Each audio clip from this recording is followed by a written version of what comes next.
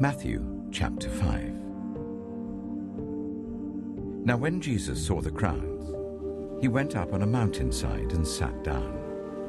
His disciples came to him, and he began to teach them. He said, "Blessed are the poor in spirit, for theirs is the kingdom of heaven.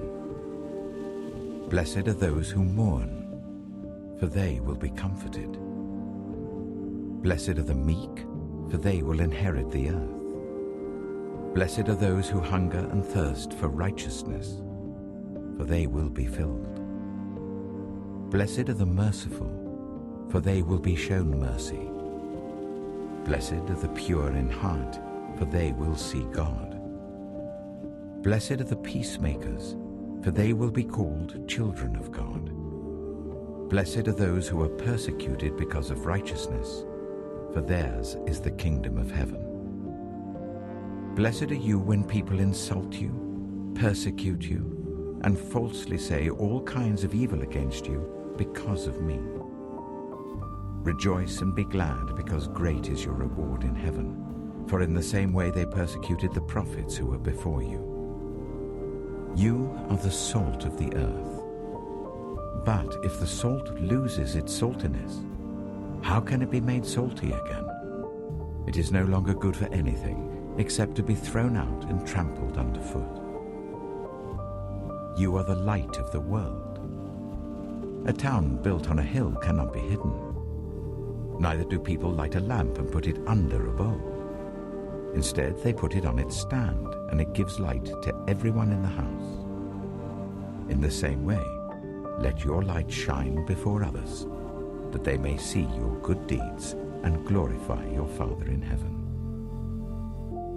Do not think that I have come to abolish the law or the prophets. I've not come to abolish them, but to fulfill them. For truly I tell you, until heaven and earth disappear, not the smallest letter, not the least stroke of a pen will by any means disappear from the law until everything is accomplished. Therefore, anyone who sets aside one of the least of these commands and teaches others accordingly will be called least in the kingdom of heaven. But whoever practices and teaches these commands will be called great in the kingdom of heaven. For I tell you that unless your righteousness surpasses that of the Pharisees and the teachers of the law, you will certainly not enter the kingdom of heaven. You have heard that it was said to the people long ago, "You shall not murder, and anyone who murders will be subject to judgment." But I tell you that anyone who is angry with a brother or sister will be subject to judgment. Again, anyone who says to a brother or sister, "Raka," is answerable to the court, and anyone who says, "You fool," will be in danger of the fire of hell. Therefore, if you are offering your gift at the altar and there remember that your brother or sister has something against you, leave your gift there in front of the altar. First, go and be reconciled to them. Then come and offer your gift. Settle matters quickly with your adversary who is taking you to court. Do it while you're still together on the way, or your adversary may hand you over to the judge, and the judge may hand you over to the officer, and you may be thrown into prison. Truly I tell you, you will not get out until you have paid the last penny.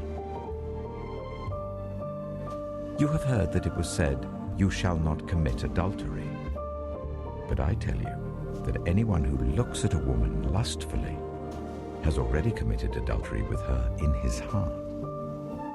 If your right eye causes you to stumble, gouge it out and throw it away. It is better for you to lose one part of your body than for your whole body to be thrown into hell.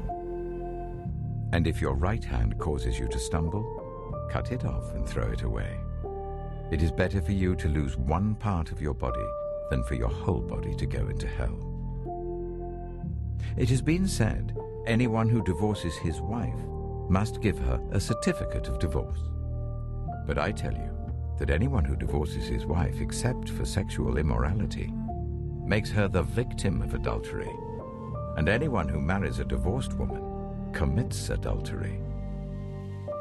Again, You have heard that it was said to the people long ago, "Do not break your oath, but fulfill to the Lord the oaths you have made." But I tell you, do not swear an oath at all, either by heaven, for it is God's throne, or by the earth, for it is his footstool, or by Jerusalem, for it is the city of the great King. And do not swear by your head, for you cannot make even one hair white or black. All you need to say is simply yes or no. Anything beyond this comes from the evil one. You have heard that it was said, "Eye for eye and tooth for tooth." But I tell you, do not resist an evil person. If anyone slaps you on the right cheek, turn to them the other cheek also. And if anyone wants to sue you and take your shirt, hand over your coat as well. If anyone forces you to go 1 mile, go with them 2 miles. Give to the one who asks you, and do not turn away from the one who wants to borrow from you. You have heard that it was said, "Love your neighbor and hate your enemy." But I tell you, love your enemies and pray for those who persecute you, that you may be children of your Father in heaven. He causes his sun to rise on the evil and the good, and sends rain on the righteous and the unrighteous. If you love those who love you, what reward will you get? Are not even the tax collectors doing that? And if you greet only your own people, what are you doing more than others? Do not even pagans do that? Be perfect, therefore, as your heavenly Father is perfect.